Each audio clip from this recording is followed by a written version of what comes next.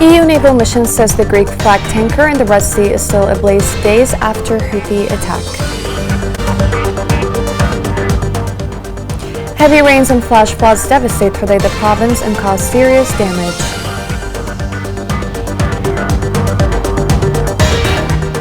Hundreds of families flee after new Israeli evacuation orders issued in Gaza.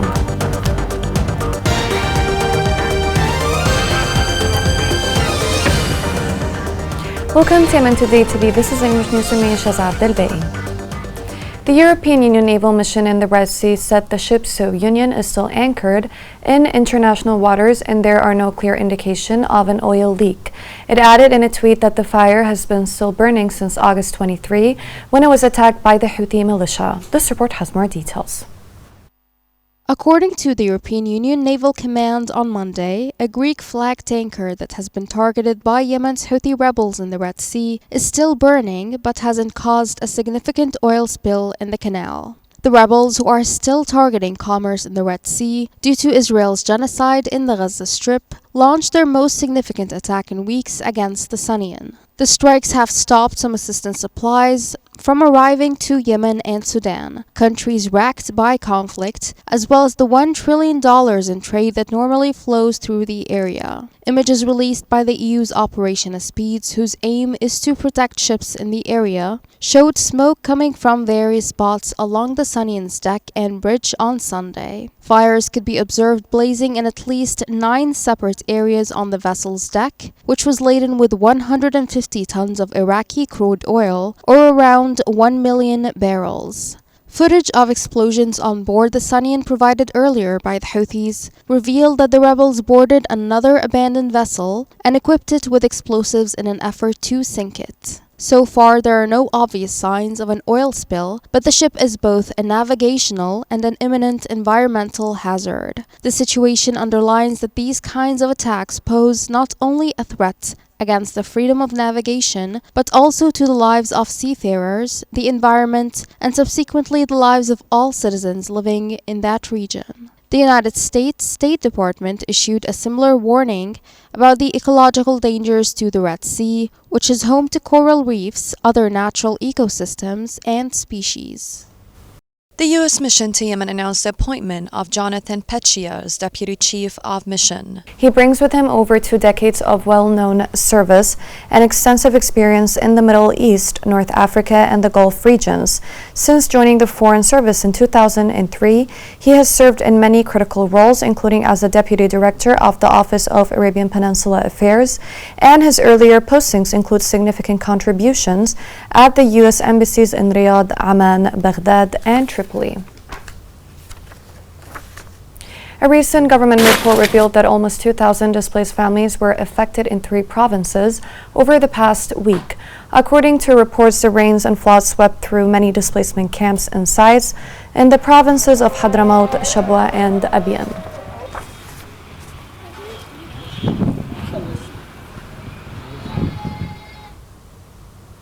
In the past hours, Sana'a, Ib, and Hajjah witnessed heavy rains and torrential rains, causing the collapse of a number of homes and threatening the lives of citizens.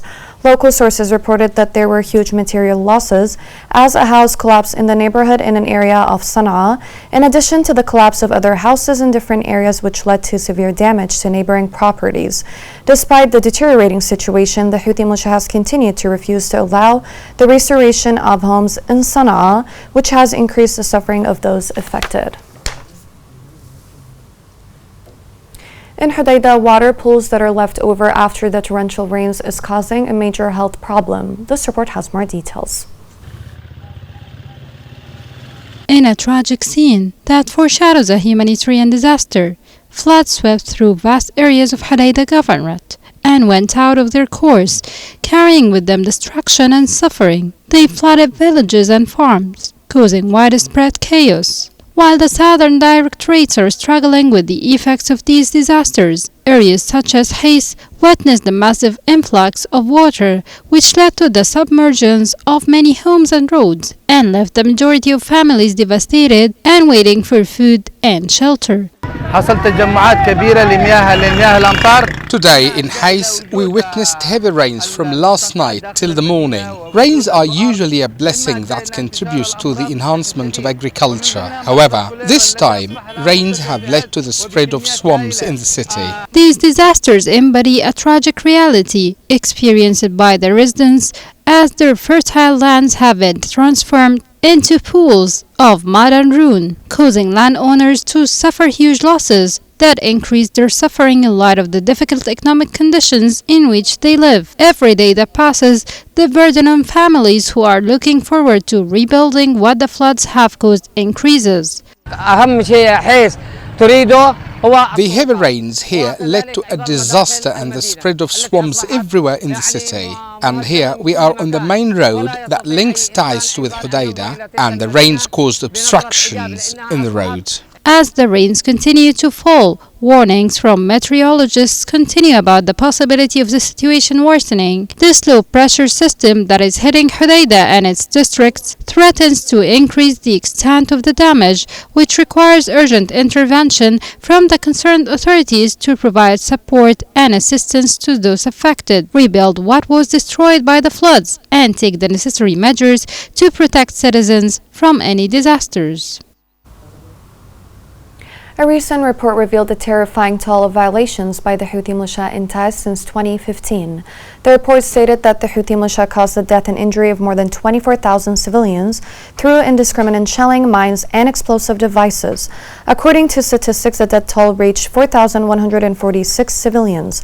The report pointed out that the mines and explosive devices planted by the militia in residential areas and roads resulted in the death of 781 civilians. The World Food Programme announced a partial resumption of its malnutrition prevention program after a 6-month break due to limited funding. The report warned that 2.4 million people suffer from malnutrition. Most of them are children and women who are still affected by the suspension of malnutrition prevention program due to lack of funding, leaving them at risk of malnutrition complications.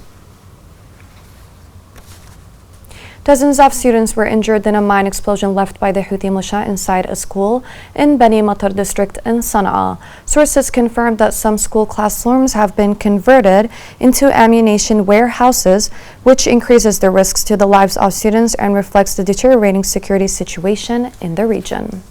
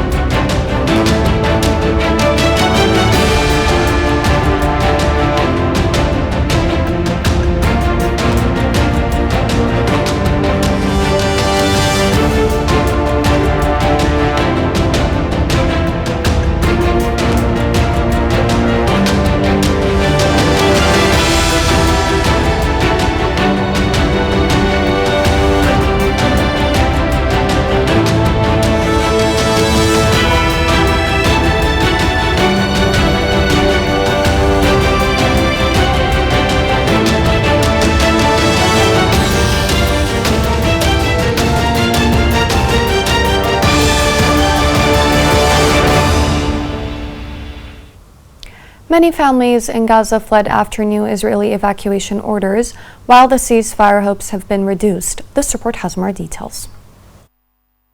Israel issued new evacuation orders for Deir el-Balah in central Gaza Strip, forcing more families to flee. In recent days, Israel has issued several evacuation orders across Gaza, the most since the beginning of the 10-month war, prompting an outcry from Palestinians, the United Nations, and relief officials over the reduction of humanitarian zones and the absence of safe areas. The Deir el-Balah city says Israeli evacuation orders have so far displaced 250,000 people. Israeli military strikes killed at least 7 Palestinians. 2 were killed in Deir el-Balah, where around 1 million people were sheltering. 2 at a school in Al Nusayrat camp, and 3 in the southern city of Rafah, near the border with Egypt. The new orders forced many families and patients to leave Al-Aqsa Hospital, the main medical facility in Deir al-Balah, where hundreds of thousands of residents and displaced people had taken shelter for fear of bombardments. From around 650 patients, only 100 remain in the hospital, with 7 in intensive care unit.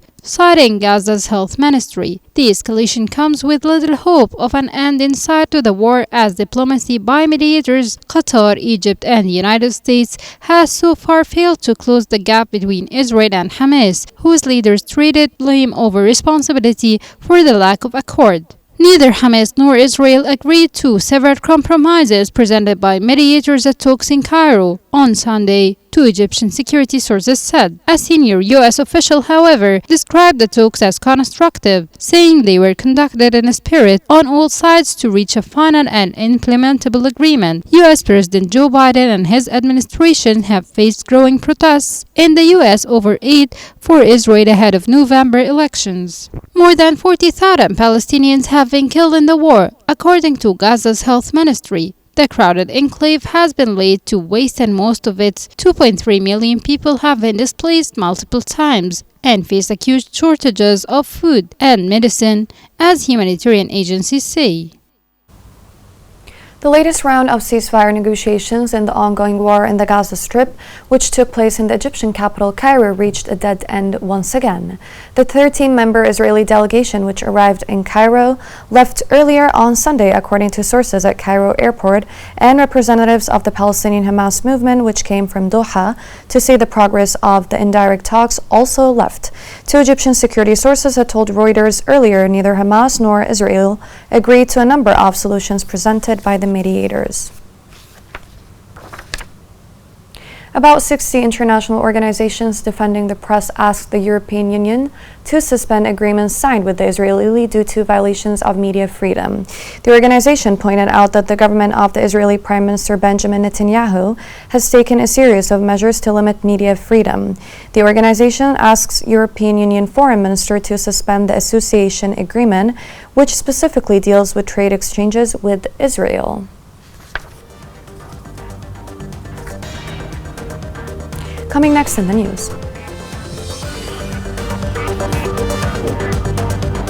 Hiking prices of fish and poultry deepens the suffering of war-affected Yemenis.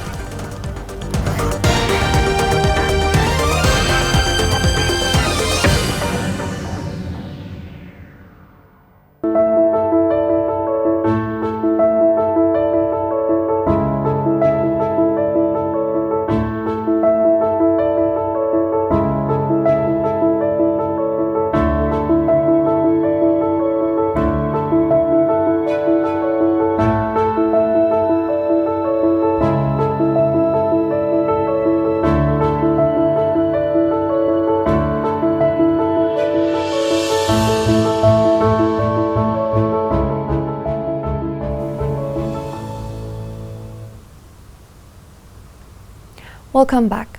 Cholera cases in government-controlled areas rose to about 28.6 thousand cases and 148 deaths this year. The United Nations announced in a recent statistics in the middle of this month that the cases of the epidemic had risen throughout the country to 147,000 cases, the majority of which were in Houthi-controlled areas. Hais district in Al Hudaydah is grappling with a surge in cholera cases, with the local isolation center at imminent risk of closure due to halted aid and severe shortages of essential medicines. Our correspondent said the isolation center for watery diarrhea has become threatened with closure as a result of the lack of necessary support in light of the continuous increase in the number of cases, reaching approximately 60 cases daily. طلعنا على أحوال المرضى. We investigated the condition of patients and found that this section, which was approved and funded by the brothers at the International Committee of the Red Cross, received financial support for a period of 3 months. During this period, the number of cases reached more than 800 within the 3 months. The cases are increasing daily, with about 60 cases arriving each day, amounting to approximately 880 cases in 1 month. Therefore, we urgently call upon the governor of the province, the chairman of the local council, and the Red Cross organization and the Ministry of Health and Population to expedite the support for the center to prevent the spread of diseases from this dangerous epidemic. We buy medicine from abroad.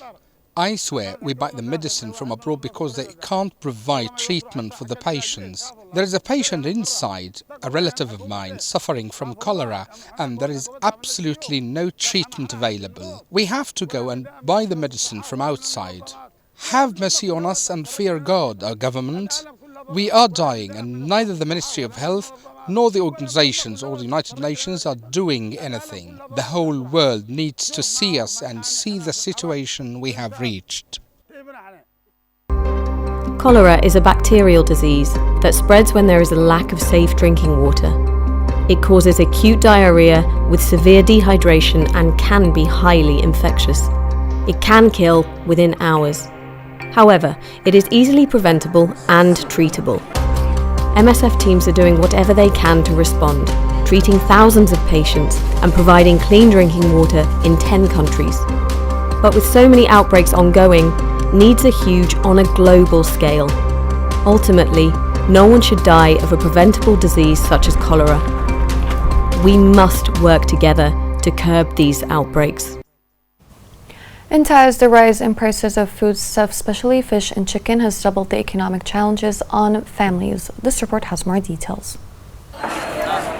Yemen's food security crisis is facing a grave new chapter as seafood prices skyrocket farther out of reach for impoverished families. Turbulent Red Sea activity, along with a stifling crisis in diesel and petroleum, have placed a substantial strain on the fishing sector. This has led to a massive hike in fish prices due to the limited quantity supplied to the markets. Most people have turned to seafood as they can no longer afford red meat. The state must do more to help citizens secure food. Due to the economic downturn and the hike in diesel and petroleum prices, the fishing sector has suffered severely, leading to a rise in prices. Ongoing tensions in the Red Sea due to Houthi attacks on foreign ships are taking their toll on fishing in Yemen, as many fishermen have had to either stop working or sail further distances into the sea. An inexplicable rise in poultry prices has also accompanied the rise in fish prices, drawing vital protein sources out of reach for many civilians. In the past, you used to be able to buy a goat for 10,000 riyals. Now the sum can get you a chicken. In Yemen, many people can only afford chicken as a luxury during Eid. Fish and poultry are essential to sustaining the body, and their absence in a full, well-rounded diet hinders the nutritional diversity necessary to maintain bodily function. Chicken and fish contains essential amino acids that can help prevent muscles atrophy and heart and lung failure, in addition to growth stunting in children. Furthermore, poor animal protein consumption may lead to hormonal imbalances. This situation necessitates immediate government intervention and the provision of financial assistance to fishers and farmers to deliver foodstuffs at fair costs. Oil prices extended gains on Mondays on fears that a major spillover in fighting from the Gaza conflict into the Middle East could disrupt regional oil supplies. Brent crude futures climbed 37 cents or 0.5% to $79.39 a barrel. The U.S. Energy Department said it brought nearly 2.5 million barrels of oil to help refill the strategic petroleum reserve. Here's a reminder of the main headlines. EU naval mission says the Greek flag tanker in the Red Sea is still ablaze days after Houthi attack. Heavy rains and flash floods devastate Hodeida province and cause serious damage.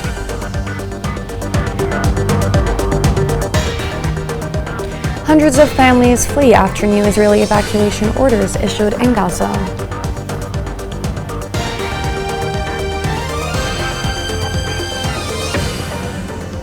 This is the end of the news. Thank you for watching.